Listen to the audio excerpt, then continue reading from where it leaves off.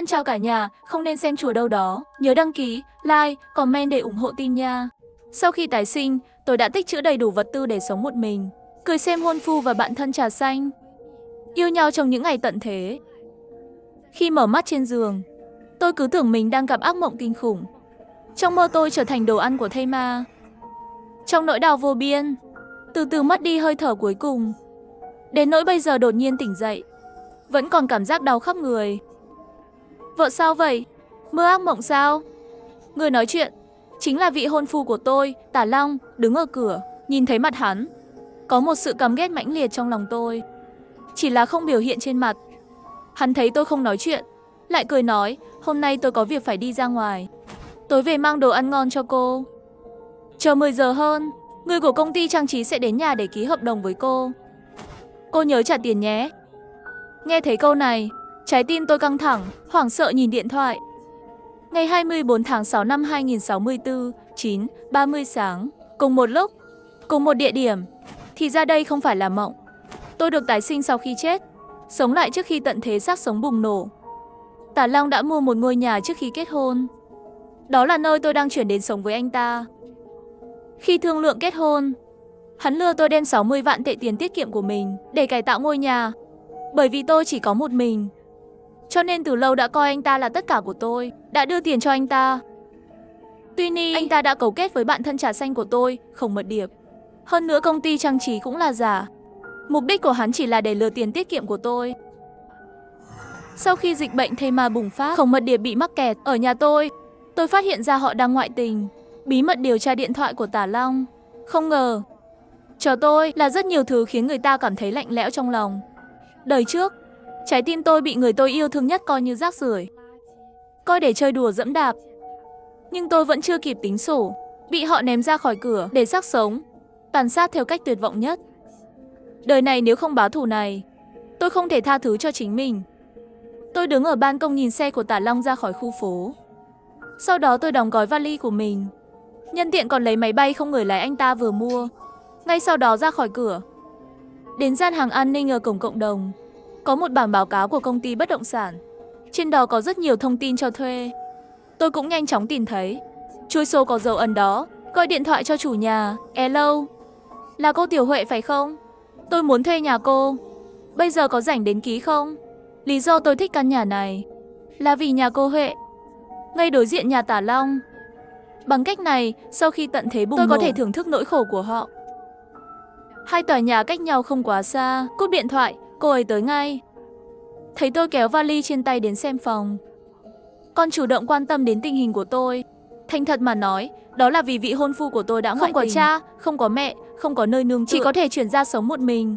Có thể là do sự đồng cảm giữa phụ nữ. Cô ấy còn đề nghị cho tôi thuê với giá rẻ 500 tệ. Còn nói, tôi lớn tuổi hơn em, sau này em cứ gọi tôi là chị Huệ đi. Tôi sống ở tầng đối diện, rất gần, hai chúng ta có thể quen nhau cũng coi như là có duyên phận. Sau này có việc gì thì đến tìm chị, đến nhà tôi ăn cơm bất cứ lúc nào. Chị Huệ rất nhiệt tình và chân thành. Tôi rất hài lòng với ngôi nhà của cô ấy. Hợp đồng đã sớm được ký kết, lại thêm WeChat với nhau. Khi cô ấy đưa chìa khóa cho tôi và chuẩn bị đi, tôi suy nghĩ một lúc rồi tóm lấy cô ấy.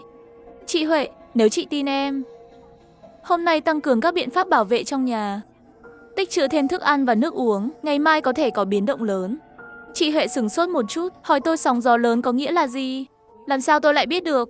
Tôi chỉ có thể nói với cô ấy thông qua quan hệ nội bộ. Có lẽ cô ấy có chút tin tưởng tự nhiên với tôi. Sau khi đồng ý rồi lại dặn dò tôi cũng phải bảo vệ tốt bản thân, rồi vội vàng bỏ đi. Tôi ngồi trên sofa và nghĩ về những việc cần làm tiếp theo. Tôi không có nhiều thời gian để chuẩn bị. Đã lâu không được tái sinh, quên mất phải làm gì trước. Đương nhiên là trước tiên phải gia cố cửa ra vào và sau đó lại tích trữ vật tư. Đúng vậy. Tôi lập tức hẹn người đổi cửa đến đây. Đổi cửa nhà, đổi thành cửa chống trộm cấp chống nổ. Lúc này có một cuộc điện thoại là gọi đến. Tôi đoán là công ty trang trí ở nhà Tả Long đã đến. Xin chào, xin hỏi có phải là cô Vãn Vãn không? Tôi là Dương Vĩ của công ty trang trí, đến tìm cô ký hợp đồng. Xin vui lòng mở cửa, được không? Tôi giả vờ xin lỗi, nói, thật xin lỗi. Tôi tạm thời có việc phải đi rồi, nếu không anh quay lại sau 1 giờ nữa. Bên kia điện thoại lịch sự đồng ý. Sau khi người ta đổi cửa, tôi còn nhét ít tiền nữa. để anh ta lén khóa cửa ở lối đi công cộng. Cũng giúp tôi đổi. Mỗi tầng của tòa nhà này là một hành lang 2 hộ. Nếu cửa của lối đi công cộng bị khóa, vậy thì tôi có 2 cánh cửa, cũng là bảo hiểm kép. Người đổi cửa vừa đi, người đổi lưới chống trộm và cửa sổ đã đến. Anh ấy thắc mắc, tôi sống trên tầng cao, tại sao phải cài đặt những thứ này? Tôi chỉ có thể nói dối với anh ta. Khu phố đã bị trộm trước đây. Mạng lưới chống trộm thông thường không thể ngăn chặn kẻ trộm. Anh ta liền không hỏi nhiều nữa. Sau đó tôi lại không ngừng nghỉ chạy đến siêu thị, chuẩn bị mua hàng lớn. Không biết cuộc chiến kéo dài phía sau sẽ kéo dài bao lâu nữa để đảm bảo không bị đói. Hầu hết những gì tôi chọn là thực phẩm để lâu. Mì ăn liền, lẩu tự làm nóng, xúc xích đóng hộp, hạt khô, sô-cô-la, bánh quy né, bột gạo. Khi đi ngang qua khu ăn vặt lại lấy khoai tây chiên, câu cơ và nước trái cây, giấy vệ sinh, khăn vệ sinh, các loại đồ vệ sinh cá nhân cũng rất cần thiết. Nhìn vào danh sách mua sắm, chờ nước khoáng dự kiến được gửi đến nhà. Vậy thì vật tư sinh tồn gần như là đủ. Đột nhiên lại nhớ ra, còn thiếu một cái kính thiên văn công suất cao chưa mua. Đó mới là vấn đề. Nếu không thì làm sao tôi có thể nhìn thấy cảnh kẻ ác riêng tư với nhau. Cuối cùng khi mua xong thuốc, Dương Vĩ kia lại gọi cho tôi. Sau khi tôi nhấc máy, lập tức giả vờ rất vội, anh Dương. Tôi vừa định gọi lại cho anh, thẻ ngân hàng của tôi bị trộm. Tôi đang xếp hàng chờ xử lý ở ngân hàng. Sáng mai anh quay lại được không? Ngày mai tôi sẽ bồi thường cho anh thêm 5.000 tệ phí vất vả đi lại, được không? Sau khi nghe nửa câu sau của tôi, Dương Vĩ trong điện thoại lập tức mỉm cười. Vội vàng nói, không sao, sáng mai tự quay lại. Tôi cúp máy. Trong lòng cười thầm, diễn kịch ai mà không biết. Chỉ có anh, Tả Long và Dương Vĩ biết diễn sao. Sau khi về đến nhà, nước đã đặt cũng đã được gửi đến. Nguồn cung cấp gần như đã mua hết rồi. Nhưng tôi vẫn biết, đời trước tôi không có vũ khí, bị cặp độc ác kia ném ra ngoài cửa. Đời này lỡ như bị bọn họ phát hiện và một căn phòng đầy đồ tiếp tế, vậy thì chắc chắn họ sẽ có tâm trí xấu xa. Nghĩ đi nghĩ lại, tôi quyết định chuẩn bị một số vũ khí tự vệ. Thứ nhất là có thể phòng ngự được sự tấn công của zombie. Thứ hai, cũng có thể tránh bị họ giết. Cuối cùng tôi đã mua một thanh mà thuật động cơ điện áp cao. Nếu họ dám đến gần tôi sẽ giật điện chúng.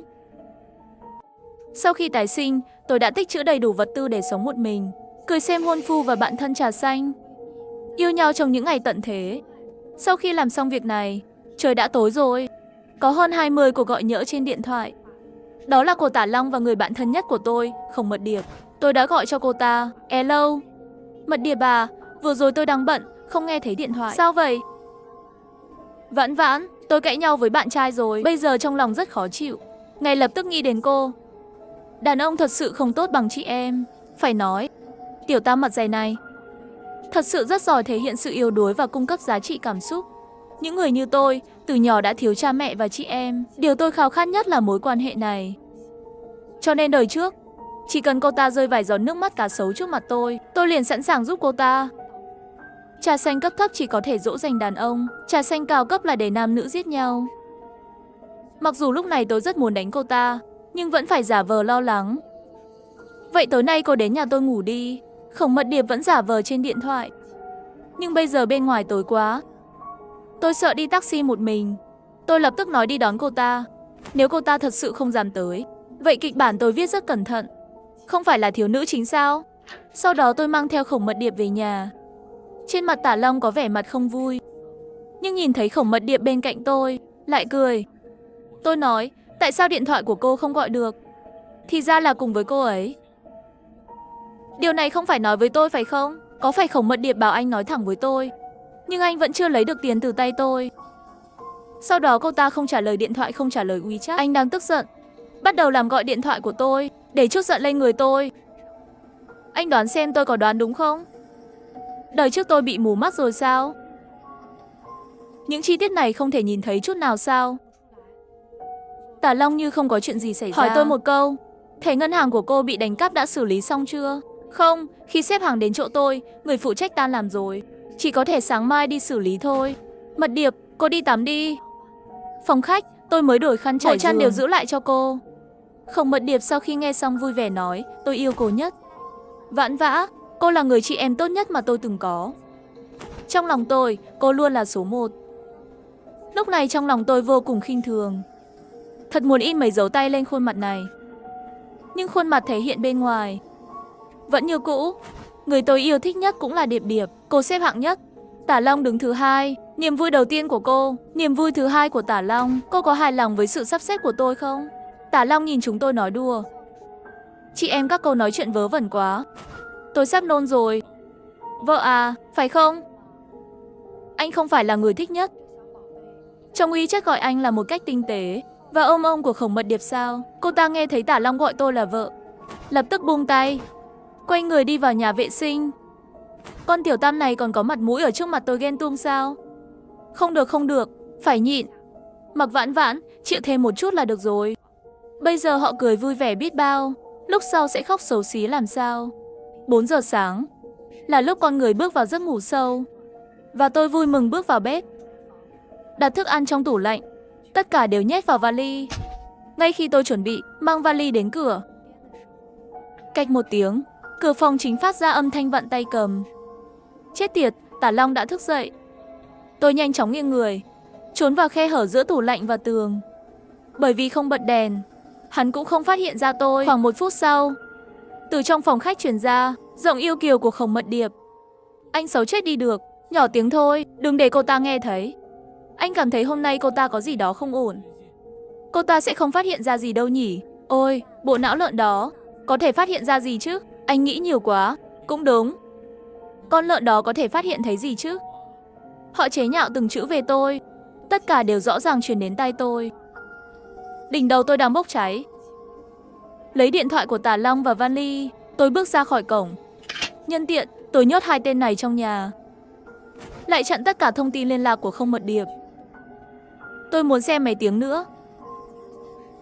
Hai người các người ai phát hiện ra trước mình mới là đầu óc heo. Về căn nhà mới của tôi và khóa cửa lại, nhìn một căn phòng đầy đồ tiếp tế. Sự tức giận sắp bùng nổ của lúc vừa rồi mới đỡ hơn một chút. Nằm xuống giường, không cần phải nằm với người đàn ông bẩn thỉu nữa. Thật thoải mái. Sáng hôm sau, tôi tựa đầu giường cầm điện thoại di động của thằng khốn. Đã bẻ khóa mật khẩu của anh ta. Có hàng chục cuộc gọi của Khổng Mật Điệp. Tôi đi ra ban công, dùng kính thiên văn quan sát phía đối diện. Trong ảnh Tả Long cáu kỉnh, giống như một con sư tử bị dẫm lên đuôi. Tôi bật máy nghe lén trên điện thoại lên. Bên trong truyền đến những lời thô lỗ khó nghe. Vãn Vãn chết tiệt kia, đừng để tôi bắt được cô, nếu không tôi nhất định sẽ giết cô. Hàng loạt lời nói này thực sự làm ông nhiễm tai. Tôi liền tắt nó.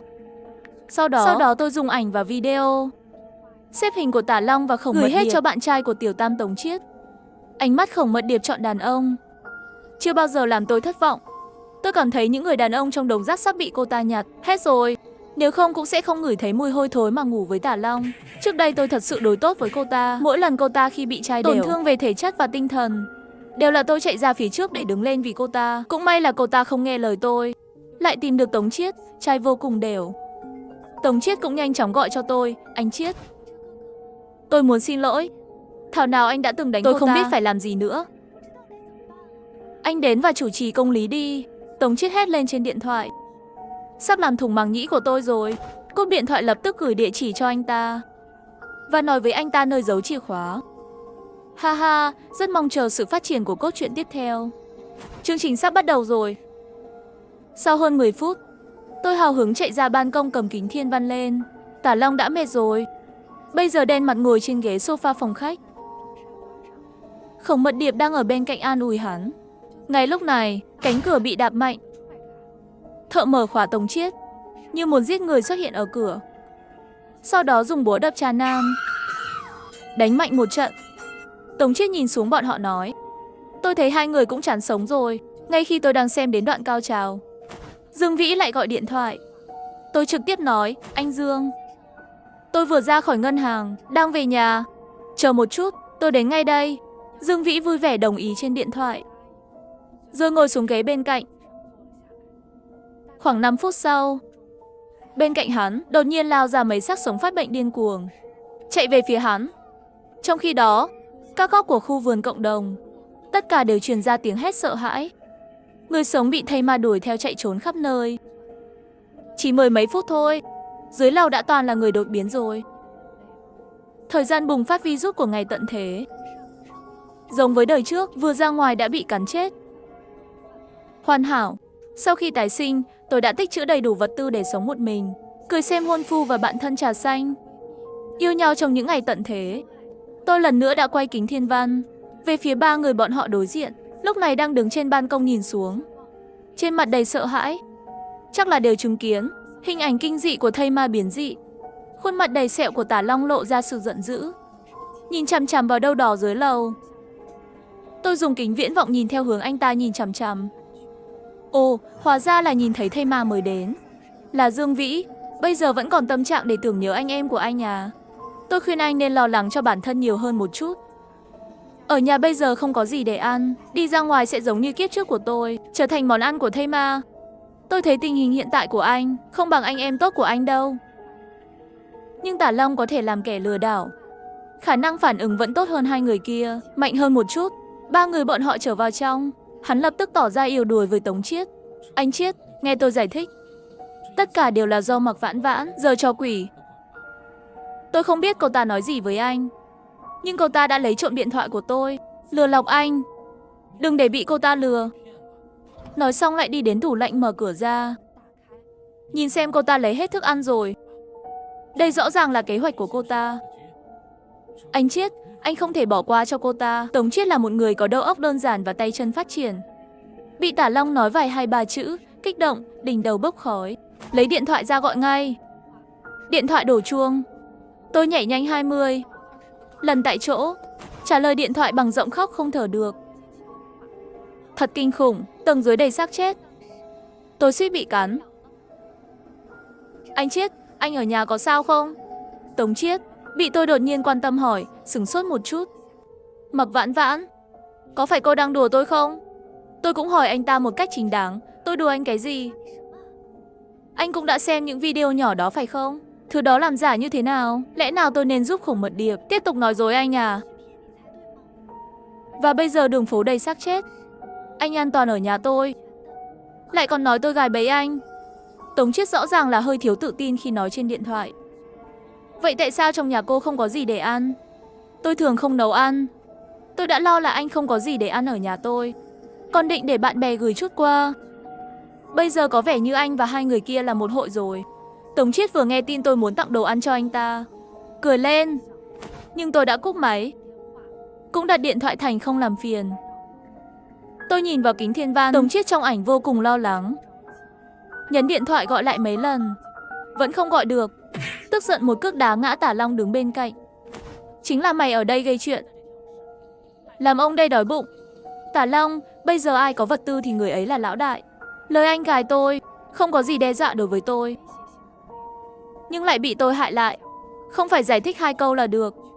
Không phải cưới tôi là đầu heo sao? Ngay cả heo cũng chơi không được, anh cũng quá thảm rồi. Cứ như vậy, tín hiệu liên lạc không bị hỏng trong 3 ngày tới. Tống Chiết đã cố gắng liên lạc với tôi. Mỗi lần không gọi được điện thoại, liền tức giận lên Tả Long và Khổng Mật Điệp. Nhưng đến ngày thứ 4, mạng bị ngắt rồi, điện thoại cũng không gọi được. Trong trạng thái cực kỳ đói, Tống Chiết cũng mất đi sức đánh người. 3 người ngồi trên sàn phòng khách, so sánh cuộc sống địa ngục của họ. Tôi sống ở nhà đối diện, như một thiên đường. Chị chủ nhà của tôi cũng thường dùng máy bay không người lái để cho tôi thức ăn. Nói đến duyên phận giữa người với người cũng rất kỳ quái. Cô ấy mới gặp tôi một lần, cô ấy đã tin tưởng tôi như vậy. Ngày ký xong hợp đồng, sau khi cô ấy nhận được lời nhắc nhở của tôi, trở về thì bắt đầu tích trữ vật tư. Buổi sáng ngày sắc sống bùng phát, cô ấy khóc lóc chặn cửa, không cho chồng đi làm. Chồng cô ấy nghĩ cô ấy bị kích thích, chỉ có thể theo cô ấy. Nhưng không lâu, dưới tòa nhà bắt đầu có tiếng la hét. Hai vợ chồng nhìn chằm chằm bên cửa sổ.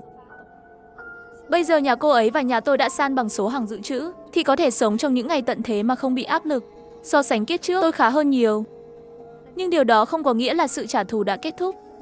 Nếu như chuyện gì xảy ra với thằng Khốn và Tiểu Tam chỉ đơn giản là bị đói chết, vậy tôi cảm thấy không có chút nào giải được hận. Tôi cũng muốn họ nếm trải nỗi đau mà tôi đã trải qua. 4 giờ sáng, đồng hồ báo thức đặt trước reo rồi. Lúc 3 người đối diện còn đang ngủ, tôi treo một ít thức ăn lên máy bay không người lái, gửi đến ban công nhà Tả Long, lại gửi vào điện thoại của Tống Chiết. Một ảnh chụp màn hình tin nhắn: hãy chăm sóc chúng, sau này tôi sẽ gửi đồ ăn. Làm hết mọi thứ, tôi quay lại ngủ bù. Hơn 9 giờ sáng, tôi ở trên ban công tiếp tục xem tiến độ. Tống Chiết ngồi trên ghế sofa ăn bánh quy nén. Tà Long và Khổng Mật Điệp quỳ bên cạnh hắn. Chồng ơi, em cũng đói quá, cho em một miếng được không? Được à, các người cầu xin tôi đi, tôi sẽ cho các người ăn khi tôi vui. Rất nhanh, tôi nhận được một video do Tống Chiết gửi. Trong video, Tà Long và Khổng Mật Điệp nằm trên mặt đất, lấy thức ăn bằng miệng. Như vậy sẽ khó xử như thế nào? Có vẻ như sau vài ngày đói, Tống Chiết đã biết bây giờ nên nghe ai và nên đứng trên cùng một đường với ai. Sau mỗi bữa ăn, tôi có thể nhận được thứ anh ta gửi đến đúng giờ. Video ăn uống của cặp đôi khốn nạn đó. Phải nói, nhìn xong ăn ngon thật đấy. Còn ngon miệng hơn xem livestream. Hôm nay là ngày thứ 64 sau ngày tận thế của Thây Ma. Những ngày thoải mái không bao lâu, đột nhiên có một bước ngoặt. Khoảng 9 giờ sáng, có rất nhiều máy bay không người lái trong khu vực. Trên đó, phát ra âm thanh hàng loạt. Vắc đến sinh kháng thể zombie đã được phát triển thành công. Nhà nước sẽ nhanh chóng tiến hành công tác dọn dẹp xác chết. Xin vui lòng tiếp tục ở nhà để bảo vệ mình. Bình minh của chiến thắng đang ở trước mắt. Nghe tin này, tôi không vui chút nào. Đời trước, ngày thứ 3 của ngày tận thế, tôi mất rồi. Cho nên không biết tình huống tiếp theo kéo dài bao lâu. Và đời này, tôi đã sống an toàn hơn 2 tháng. Ngoại trừ mạng lưới liên lạc bị hỏng, nước và điện đều được cung cấp bình thường. Cho nên tôi cũng mơ hồ cảm giác tình hình không hoàn toàn mất kiểm soát. Có thể thời gian sẽ không quá dài, nhưng thật sự không ngờ tới kháng thể vaccine có thể phát triển trong thời gian ngắn như vậy. Có vaccine, ngay cả khi con người bị thây ma cắn, sẽ không có đột biến. Nói cách khác, chậm nhất cũng là nửa tháng, xác chết trên toàn quốc gần như có thể dọn dẹp sạch sẽ. Hiện tại tình hình này rất bất lợi cho mình. Nếu để 3 người đối diện chịu đựng đến thời tận thế kết thúc, nếu được tự do, thì việc đầu tiên họ phải làm nhất định là liên thủ chống lại mình. Không được, phải nhanh chóng tìm cách khiến họ đấu đá nhau. Nếu không tình hình của mình sẽ rất nguy hiểm. Sau khi tái sinh, tôi đã tích trữ đầy đủ vật tư để sống một mình, cười xem hôn phu và bạn thân trà xanh, yêu nhau trong những ngày tận thế. Khi tôi nghĩ về cách đối phó, không ngờ Tả Long sau khi nghe được tin này, không đợi tôi ra tay, chuẩn bị tấn công trước. Hắn nhân lúc ban đêm sau khi Tống Chiết ngủ thiếp đi, bí mật kéo theo Khổng Mật Điệp. Những ngày cay đắng của chúng ta sắp kết thúc rồi. Nhưng Mạc Vãn Vãn và Tống Chiết phải giải quyết ngay bây giờ. Mặc dù Khổng Mật Điệp và Tả Long đã chia tay, nhưng khi nghe nói muốn giải quyết Tống Chiết và tôi, vẫn cắn răng gật đầu đồng ý. Vài ngày nữa trôi qua, thức ăn đã hết. Và bất kể Tống Chiết liên lạc như thế nào, đều không nhận được phản hồi từ tôi.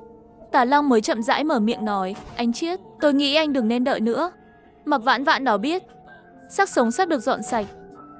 Mọi người sẽ được tự do. Để ngăn chúng ta trả thù cô ta, chắc chắn cô ta sẽ không gửi thức ăn nữa.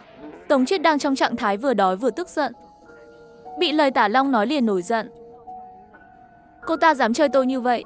Khi tôi có thể ra ngoài tôi sẽ giết cô ta. Anh Chiết, tôi nghĩ phải ra tay trước.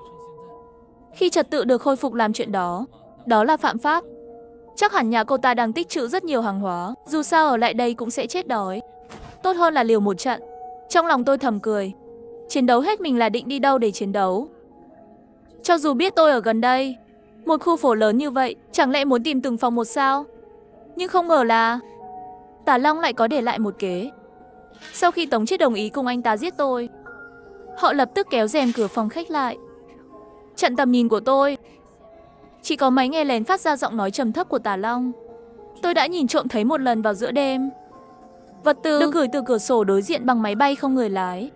Sau đó hôm qua tôi lại kiểm tra vị trí điện thoại di động của tôi, phát hiện thấy cũng ở tòa nhà đối diện. Bây giờ về cơ bản có thể chắc chắn Mạc Vãn Vãn đang trốn trong căn nhà đối diện.